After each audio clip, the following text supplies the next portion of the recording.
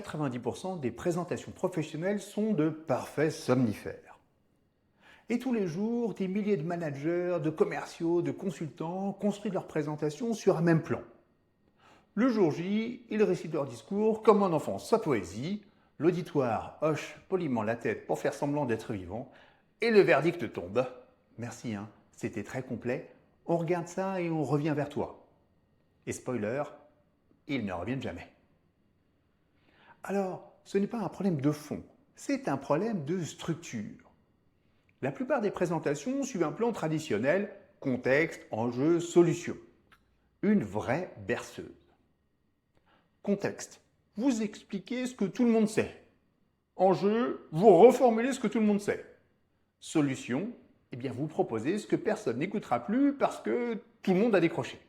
La solution, elle ne vient pas de chez Aristote, elle ne vient pas non plus des coachs en prise de parole, mais des vendeurs par correspondance des années 1950.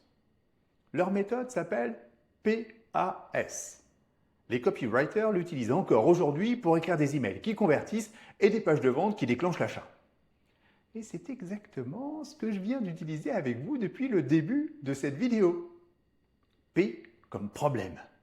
J'ai attaqué direct sur le problème. Une stat, une scène, un verdict. A comme aggravation. J'ai appuyé là où ça fait mal en montrant le coup du plan classique.